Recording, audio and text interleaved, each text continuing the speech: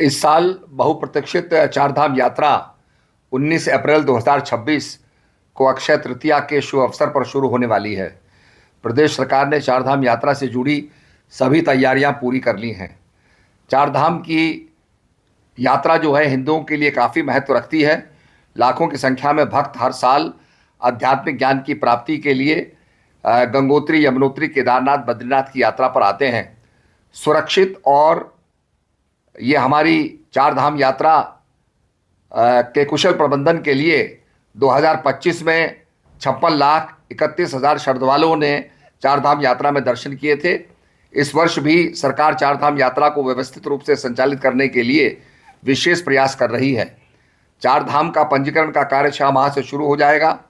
पंजीकरण का कोई भी शुल्क नहीं लिया जाएगा।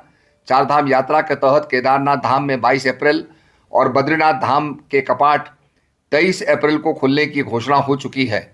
गंगोत्री और यमुनोत्री धाम के कपाट परंपरागत तौर पर अक्षय तृतीया के दिन खुलते हैं। अक्षय तृतीया 19 अप्रैल को है। हालांकि अभी कपाट खुलने की घोषणा होना बाकी है। चारधाम यात्रा के दृष्टिगत सभी सरकारी विभाग अपनी तैयारियां अंतिम चरण में हैं। सरकार के ऑनलाइन रजिस्ट्रेशन के साथ साथ ऑफलाइन रजिस्ट्रेशन के लिए भी पूरी व्यवस्था कर दी है। ऑफलाइन रजिस्ट्रेशन के लिए कुल 50 काउंटर बनाए जा रहे हैं, जिसमें 30 काउंटर ऋषिकेश में और 20 काउंटर विकास नगर में स्थापित किए जाएंगे। ये सभी काउंटर दिन रात यानी पूरे 24 घंटे काम करेंगे ताकि किसी को भी रजिस्ट्रेशन में परेशानी ना हो सके। रजिस्टर स्थलों पर श्रद्धालुओं के ठहरने के लिए पर्याप्त इंतजाम किए गए हैं। यात्रा मार्ग पर सार्वजनिक शौचालय, पीने के पानी के पर्याप्त इंतजाम किए गए हैं। चारधाम यात्रा में आने वाले श्रद्धालुओं के लिए पर्याप्त मेडिकल सुविधाओं की व्यवस्था की गई है। चारधाम यात्रा रूट पर मुख्य मार्ग और वैकल्पिक मार्गों को ठीक करने के निर्देश दिए गए हैं। चारधाम यात्रा को सुरक्षित और सुगम बनाने के लिए स्पष्ट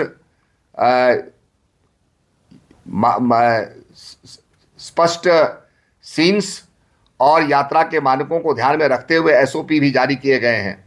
यात्रा पर संचालित होने वाले हर वाहन के ट्रिप कार्ड पर यात्रियों और चालक की जानकारी के साथ साथ टूर ऑपरेटर या वाहन मालिक का नाम, मोबाइल नंबर और लाइसेंस नंबर दर्ज होना अनिवार्य होगा।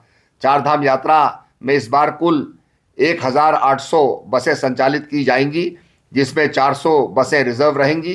प्रतिदिन 130 बसें रवाना होंगी और 10 दिन की यात्रा अवधि में लगभग 1,300 बसें मार्ग पर चलेंगी।